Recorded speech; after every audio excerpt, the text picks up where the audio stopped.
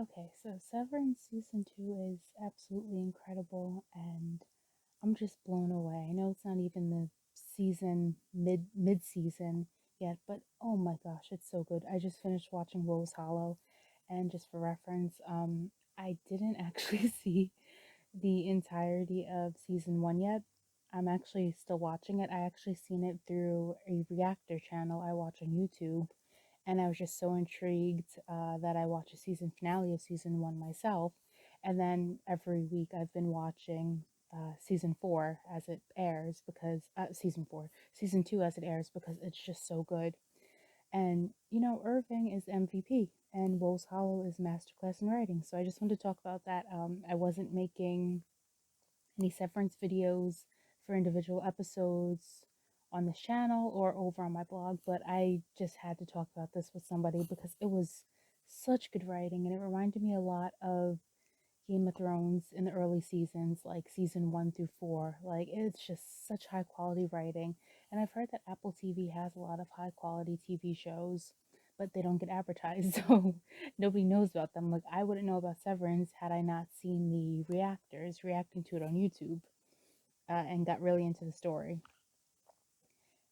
So, the suspense I felt after watching Mark integrate with the help of Ragabi at the end of last episode, and then we see all of MDR in a frozen tundra in the forest, it just gave me such feelings of suspense and like, is this even real? Because, Lumen lies a lot and they have a lot of floors in that basically compound and labyrinth of an office building or pretending to be an office building. So I really thought maybe they were just somewhere inside the building, especially since their chips are still working, but I guess some sort of energetic field or some sort of contraptions that are keeping them severed and innies while they're on the outside, because this is the first time they've ever been outside.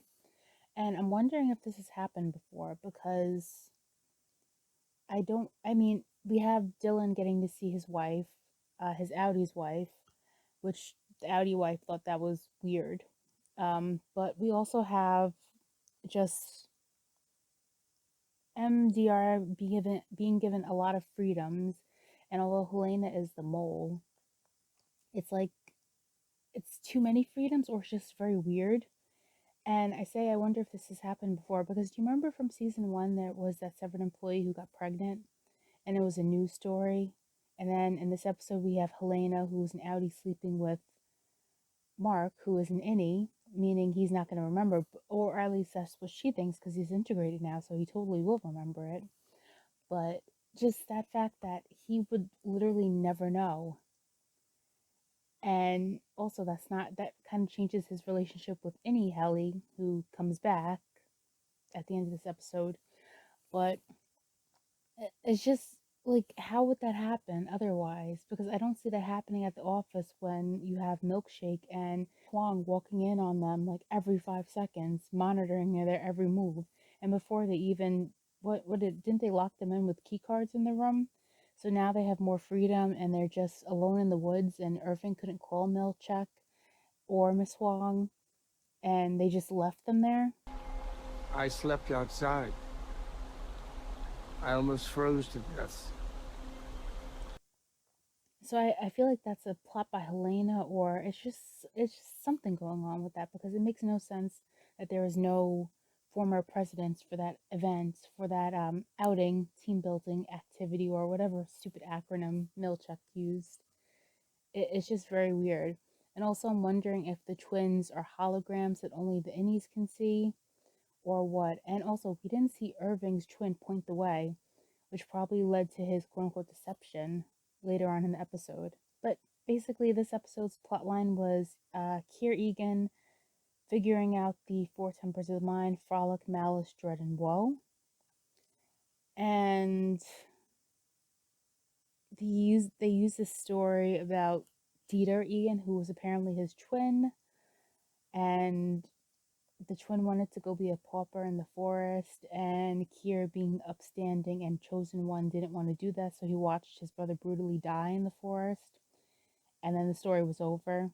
And because Helena was making inappropriate jokes during that secret time, and because Mark, who is integrated, was laughing, they missed out on the marshmallow sharing experience.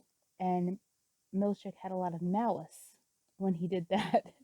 So I feel like this was the embodiment of the malices, the four tempers, I should say, in this episode, because we had Helena with, I guess, would be Frolic, sleeping with her innie's romantic partner, Mark. We had Milchek and his malice for Irving and malice for Helena, the Egan, who is not severed and is not taking this whole thing seriously, as opposed to the severed employees who thought the story was horrifying and true. In the same way that Milchek told him that that was the biggest waterfall in the world, like you can tell in anything and they'll believe it, but because Mark is laughing, and Helena, which, Milchek probably just thinks it's Helena's influence, but he doesn't know that Marcus is integrated, so I don't think he would have the same exact mindset as his innie. That caused a lot of, uh, I guess, dread for him as well, but more so malice. And then we have, of course, Irving's whole storyline. This episode, which I'm going to get into, is woe. And I guess dread would be, I don't know if it would be Helena or Dylan or Mark, or maybe just all of them now that Irving's innie is essentially quote unquote gone. But we just going to the woe and going to Irving. Irving's confrontation of Helena was epic. It was the highlight of the episode. So as you know, Irving was the only one in MDR who wasn't compromised yet by anybody. We have Mark, who was compromised by his feelings for Helly and also his feelings for wanting to find out what happened to his wife Gemma and trying to get into the basement floor to find her. And then Dylan is being compromised and subtly blackmailed by Milchek as well with his family and knowledge of his family, because he's the only one who didn't get to go home because he's the one who stayed and manned the OTC room, the security room, so that everybody else could figure things out.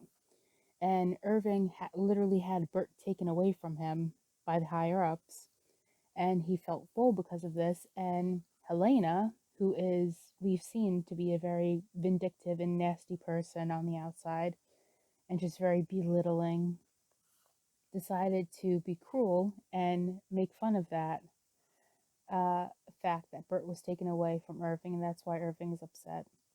And it wasn't so much so that it was mean, because Helly was mean at times, but it was like for a reason. Because I've seen this argument a lot when I was reading forums of other people's reactions to this, that line, why Irving quote unquote snapped. All I can be is sorry, and that is all I am. I'm afraid you don't mean it. Excuse me? um like Helena did hit Mark with a speaker when she first woke up, but she thought that she was being harvested or cattle or something. She thought she was in danger, and she wasn't supposed to have that aggressive reaction, apparently, according to Cobell and Milchek's reactions to that. And that's why they've been watching her too. And I don't know if it has something to do because she's an Egan and she's not supposed to be severed, or what, or it's just her rebellious personality, her true nature that was suppressed in order to be Helena Egan, who is on board with Severance and all the other cure propaganda her family puts out at Lumen since 1866, the biotech company.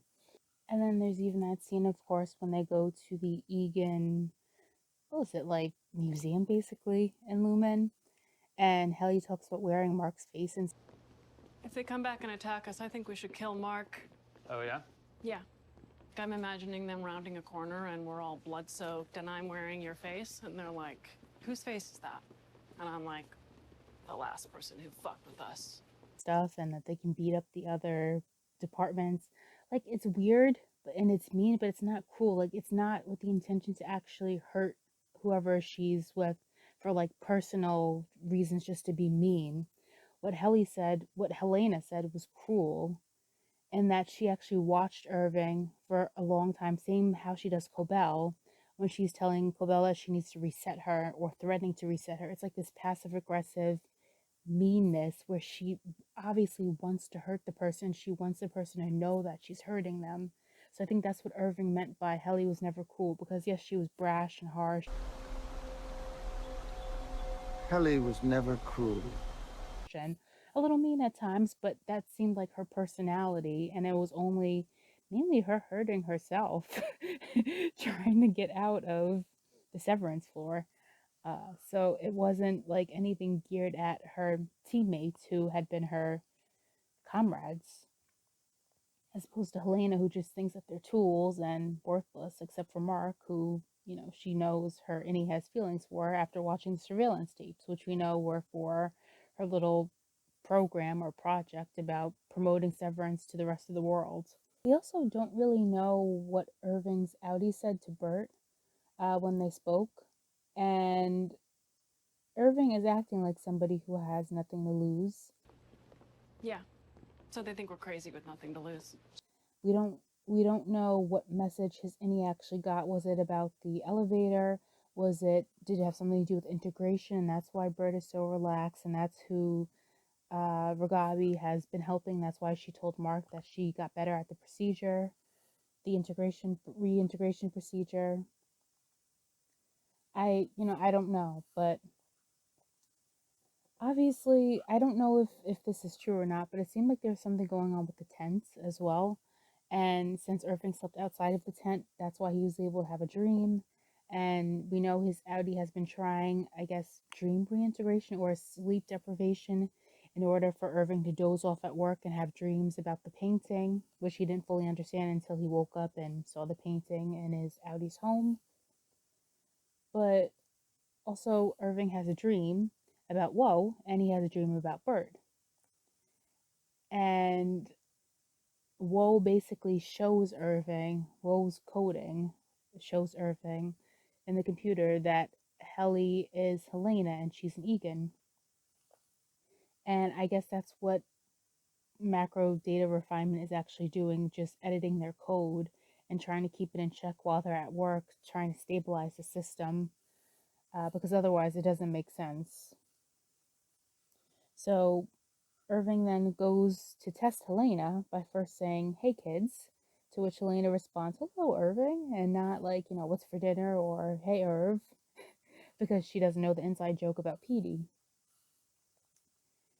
And then Irving asks Helena what she's doing down here, emphasizing like the severed floor and not at the bottom of the waterfall's edge, the world's largest waterfall's edge. Who would have the power to send their Audi to the severed floor? And then he continues on, "Well, if you're not the..." And Then who are you? he doesn't even say it. "Then who are you?" And then he proceeds to drown Helena in order to get any Helly back, who... Turn her back! God damn it, stop doing! Yes! Do it, Seth! who Helena was never going to see the light of day again. And because of this, Irving is fired by Milkshake promptly, or, by Seth. And he doesn't seem to care. The old Irving would be crying and begging for his job and begging Kier to save him. But this Irving didn't care. So meaning the message was reintegration, or the message was something serious, that both his innie and his outie were in sync.